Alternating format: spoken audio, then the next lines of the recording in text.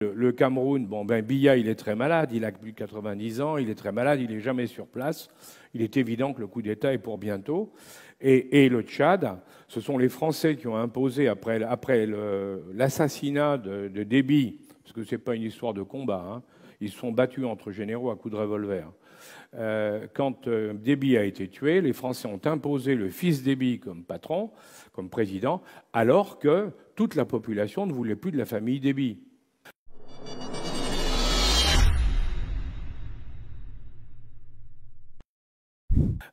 Sur l'Afrique, c'est très intéressant de voir ce qui est en train de se passer sur la zone sahélienne. Vous avez tous suivi. Bon, le moins qu'on puisse dire, c'est que la France a perdu pied, hein, puisqu'on s'est fait chasser de partout.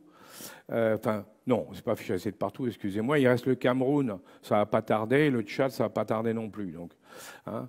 Alors, il restera la Mauritanie, parce qu'elle est très bien tenue par les gens qui sont en place, et le Sénégal, parce qu'ils ont une équipe qui est très bonne, mais qui est déjà démarquée de la France.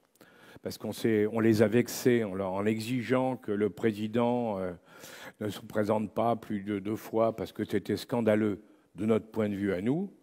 Bon, Macky Sall l'a accepté. Bon, c'est son candidat qui va évidemment passer à sa place. Mais il a dit c'est quand même invraisemblable que les Européens continuent à nous donner des leçons sur tout.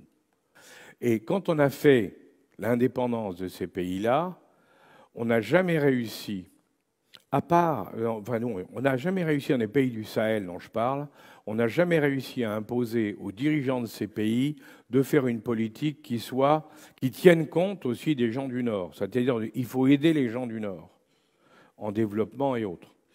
On ne l'a pas fait. Et c'est en plus de ça, alors ça c'est le premier problème, si vous voulez. Donc il y a une opposition. On a souvent confondu le terrorisme dans ces pays-là. On dit des bandes terroristes, c'est pas vrai. Hein. Le Moudjahou, ça n'a jamais été des terroristes islamiques. C'est des contrebandiers qu'on empêche de travailler, hein, en ayant bloqué une passe, qu'on appelle la pince de crabe, hein, une passe entre la Libye et le Niger. Il faut le savoir. Hein. Mais quand les gars ne peuvent plus travailler, ils crèvent la faim, parce que dans ces pays-là, ils sont très pauvres, ils crèvent la faim, ben, qu'est-ce qu'ils font? Ils prennent les armes. Normal. Hein. Donc, première erreur. La deuxième, c'est que nous avons laissé des dirigeants, dont le moins qu'on puisse dire, c'est qu'ils sont corrompus. Mais c'est peut-être une spécialité occidentale de favoriser certains dirigeants corrompus. Parce qu'on le voit dans beaucoup d'endroits.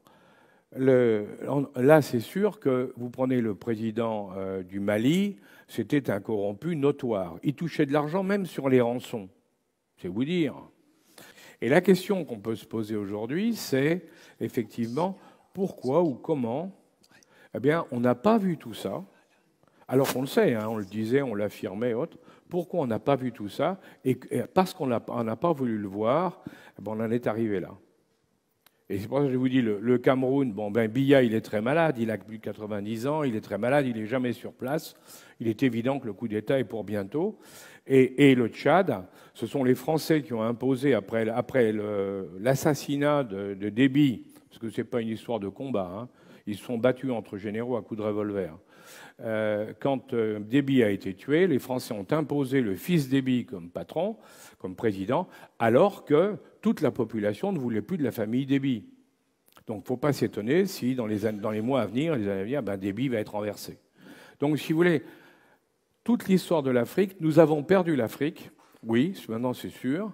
Hein, la question, ce n'est pas pour des raisons de terrorisme. Le terrorisme, c'est un problème mineur. Alors, je ne dis pas que Boko Haram, c'est mineur, ou que le GIA, c'est mineur. Mais par rapport à l'ensemble du problème, c'est un problème mineur. Et ils sont capables de le régler tout seuls, en plus. Si on les laisse faire, on leur donne les moyens, ils sont capables de le régler tout seuls. Le problème de l'Afrique, c'est que pour la France, il va falloir redéfinir une politique africaine.